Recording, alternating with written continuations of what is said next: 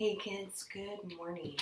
I'm here with Lou and Gus, ready to read Chapter 1 of Oddmire, Book 1, The Changeling, by William Ritter. Chapter 1.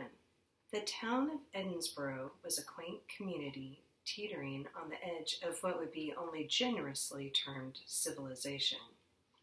A dense forest known by the locals as the Wildwood curled around the town the way a Great Dane might curl around a terrier puppy. A single, winding road was all that connected the people of Edinburgh to the rest of the world. 2 days' ride on a sturdy horse would take travelers past Cobb's outpost and to the crowded city of Glanville, where modernity was all the rage. Gas lamps were on their way out in Glanville, and fancy electric streetlights were on their way in. Quiet Edinburgh, meanwhile, had not yet gotten around to gas. Its citizens had adopted the practical habit of going to sleep when the sun went down, and when the sun rose, they rose with it. There was a straightforward simplicity to Edinburgh. The town boasted a lumber mill and a coal mine. It had modest apple orchards and more cows than it really needed, if it was being honest. In its middle sat a brick building that served as the schoolhouse on weekdays, the church on Sundays, and the meeting hall on Saturdays. It was a no-nonsense sort of town that heard It was a no-nonsense sort of town that heard about notions like technology and progress and decided that they sounded exhausting. Everybody knew the wood was home to monsters, towering giants and trolls and goblins who kidnapped sweet, dimpled babies in the dead of night, stealing them away into the forest forever. Daring adventures awaited any hero brave enough to cross that tree line and march into the unknown, which was why the people of Edinburgh did not. Edinburgh was simply not the sort of town that went looking for trouble. Trouble, however, found its own way to Edinburgh. Trouble crept silently out of the wildwood one warm summer night, holding its breath as it tiptoed toward a cottage on the edge of town. Trouble listened outside the back window, waiting patiently until everyone inside was asleep, and then, when it was quite certain it would not be spotted, Trouble made its move. Cull, and that's K-U-L-L, Cull tiptoed along the back wall, holding his precious bundle close to his chest as he hurried from shadow to shadow. He meant well, mostly, at least by goblin standards. His pointed ears perked up at every sound, and his jagged teeth ground nervously against one another. It wasn't treason, what he was doing. It was tradition, and it was necessary. True, the goblin chief had commanded that the human world was now strictly off limits, and yes, there had been talk of terrible shame and torture and something about entrails for any member of the goblin horde who trespassed into the world of men. But the quiet, dark room into which Cull crept that night did not belong to a man, did it? A man could hardly fit in the wee cradle, or appreciate the colorful rattle and the fluffy stuffed lamb, could he? Cull was going to steal that baby. Stealing babies was what goblins did, or it was what they ought to do. It was certainly what they used to do. Cull grunted as he pulled himself up to the open window with one hand, the bundle still cradled tight in the other. Perhaps note-stealing babies was what had gotten the horde into its current sad state of affairs. Chief Nud was too soft. He was too modern-minded. He was too weak. Yes, he threatened to boil their noses and braid their toes from time to time, but he so rarely followed through on those threats anymore. Too much time spent coddling with humans. That was the problem. Oh, he wasn't coddling. He was colluding. Too much time spent colluding with humans. That was the problem. Not enough time spent stealing babies. Cole slipped down from the window to the floorboards as quietly as he could. The air in the room smelled of soap and talcum powder. The chief's empathetic quirks had been tolerable while the horde was thriving, but things were different now. Cole felt it. The chief felt it. Every goblin in the horde felt it. Slowly but steadily, magic was leaving the wildwood. Slowly but steadily, the horde was dying. It was one thing to sit idly by when there was nothing to be done about it, but it was something else entirely to sit idly by when the solution was right there in their hands. The cloth bundle shifted against Cole's grip. He felt tiny, soft fingers wrap around his thumb. He glanced down at the bundle in his arms. His throat felt dry.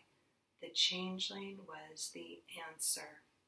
A changeling was more than just a goblin who could transform to look like a human. A changeling was the living embodiment of goblin magic.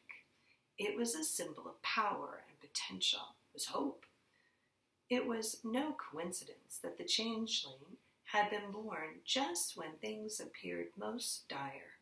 Chief Nud had failed them, but out of his failure, the one shining light was this baby.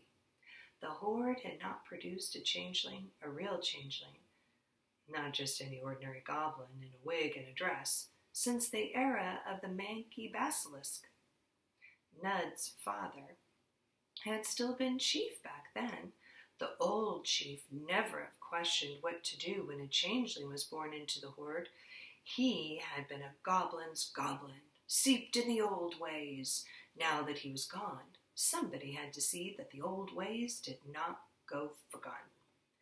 Admittingly, if Cole was being truthful, he only half remembered the old ways himself. Many of them he had never learned in the first place, but he would bleed for the bits he did remember. Well, someone would bleed anyway, and Chief Nud and all the rest of him would thank him when it was done. Until then, he was on his own. If Cole hoped to see the ancient traditions revived, he would have to sort out the details by himself, and he would have to sort them out quickly. The squishy pink baby in the crib ahead of him was already beginning to stir. Cole hopped to whisk the little human back into the wildwood before it started crying, leaving the changeling in its stead. Then there would be the customary exchange with the fair folk. Cole would have to dig out the ancient contracts to find the details on that. Couldn't remember exactly how it all worked, but soon enough the human baby would be on the other side of the veil, and magic would return to this one. How long should the changeling remain with the humans? It had a 3 in it, Cole thought, or maybe a 7. It was important he remembered that much. Pesky details about numbers and ceremonies and proper procedures, they could wait until after he had stolen the child and returned home in glory. It wasn't about abducting children, Cole reminded himself, or about the merry havoc the little changeling would wreak in its place. It was about the good of the horde. It was about tradition. Goblin kind needed magic, just a little, just enough. They needed to tap into the ancient rituals. They needed the old ways. They needed that baby. Cole clambered up into the bassinet with his bundle and set the squirming changeling down gently in the soft bedding. It was the rarest of their kind in a generation, and Cole would see it fulfill its purpose before Nud could geld its beautiful mischief. In his hands, it had looked at least mostly goblin, and albeit goblin with skin like smoke and shadows, but now it rippled and wavered like a living mirage. Its skin was speckled with stars and peeling like old wallpaper. And then it was the color of the cherrywood crib, and as woolly as the child's blanket. Cole had been nervous that the transformation would not work without the proper words, but now he grinned with all his jagged teeth to see the thing's magical instincts taking over. Somewhere inside the house, A floorboard creaked. Cole froze, all of his senses instantly trained on the door to the hallway. He should have latched it. It hung ajar, and now soft footfalls were approaching. A flicker of shadow, Cole's breath caught in his throat, and his eyes went wide. The door shuddered inward, and a fat black cat sauntered in. It glanced up at Cole, who stood motionless inside the bassinet, and then it sat down on the carpet to watch, flicking its tail and looking unimpressed. Cole breathed. It was fine. The full-grown humans were still asleep. He turned back around to bear witness to the glorious miracle of his proud and ancient culture. 2 button-nosed babies with pudgy pink cheeks blinked back at him. It was done! The changeling had performed beyond Cole's wildest imagination. The impersonation was exact. Cole had only to pluck the helpless infant from the safety of its bed and secrete it away into the deep dark, leaving the doppelganger in its place. First, one child smacked its tiny lips, and then the other. The other rubbed its cheek, and then the fist. Cole hesitated. He peered at the squishy little face closest to him. He peered at the other face. Which was it? He nudged the first child with a bony knuckle. As one, the babies began to cry, and Cole cringed.